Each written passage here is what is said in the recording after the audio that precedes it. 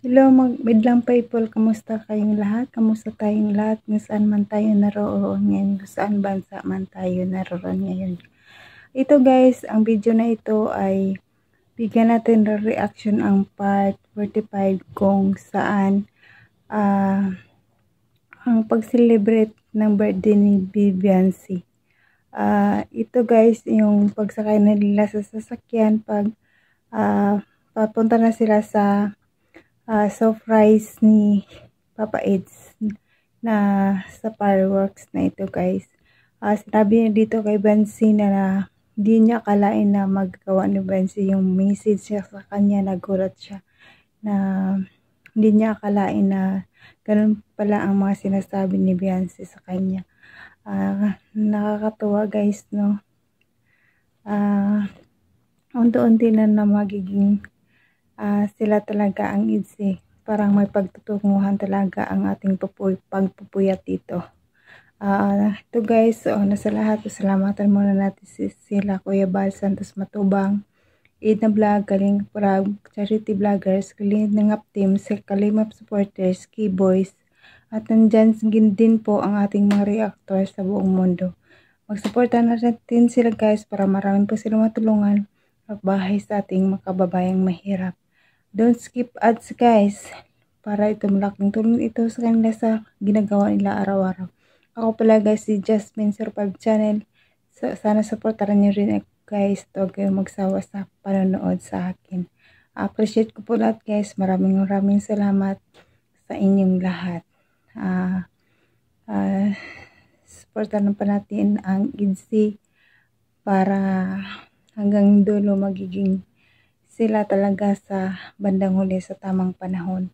Nakikita natin dito na magiging sila talaga guys, dahil yun sa sinabi sa message ni Beyonce, nakakatuwa dahil sinabi niya crush nandito si Papa Eds. Hindi niya akalain na dati pinapanood niya lang, ngayon ay leading man na niya at crush niya nga. Kaya ito guys, video nito panoorin natin. Tara, let's go. 1, 2, 3, go. Sabi ka kanina, grabe yung mga pinagsasabi mo dun. Hindi ko akalain na yun palang yun palang nararamdaman mo. Sa akin, hindi mo sinabi kanina nung nandun tayo sa fitting room, dun sa sabi mo kung ano lang yung sa akin, kung ano lang yung sasabihin mo. Nabigla naman ako. Kaya pala ayaw mo sa akin pabasa. Ibang klase. Pero yun, natuwa naman ako sa narinig mo. Grabe. Crush mo pala ako Kailan pa yan? Sabi ko na Ito na lang. Alam mo, meron din ako. Dito guys, sa part na ito, marami din nagtatanong sa sponsor ba itong galing regalo ni Papa Eds kay wifey. Ito guys ay galing ito sa sariling bulsa ni Papa Eds. Ang sabi niya nga, pinag-iipunan niya talaga at pinaghahandaan niya matagal na. At saka yung regalo, ang surprise niya na firework, isang buwan pa bagong birthday na prepare niya na ito. Ganon niya kahalaga si wifey sa kanya guys. Tara, panoorin natin. Let's go. 1, 2, 3, go. Pero ito, iba ito. Galing to sa akin. Ako talaga na gano'n ito. Ako talaga Sa part na ito guys, maraming nagtatanong dito kung magkano ang halaga ng sing-sing na yun. Nakikita natin sa video na ito ang halaga ng sing-sing kung magkano ba ito. Dito ni Papa Eds pinili sa SM. Alam ko 34 mahigit pero may 40% pa kaya naging 20,000 na lang.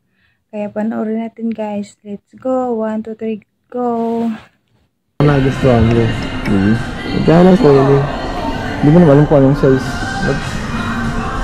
Tansya ko yung kamay nun Teka lang Baka yung hindi liit na. Ganto ko, medyo maliit na ng konti. Okay, ito dapat magkano po ito? Ayun, nag-idea. Nagkakaroon tayo ng idea dito guys. 30% pati. 30%. Ayan guys ano yan? Ito na guys. Tatanungin mo na siya. Propose na. Yung original price niya is 34,000. Ay, ang mahal. Plus 40% po. 20,000. Sige po. Sige na. 20,000. Couple po yun, ano? Apo, 20,000. Sige po. Couple naman, no? Sige. Try natin ito. Legit na gold po yan. Saudi po. Saudi gold. Grabe Saudi gold daw ko yan. Makapapasabak ako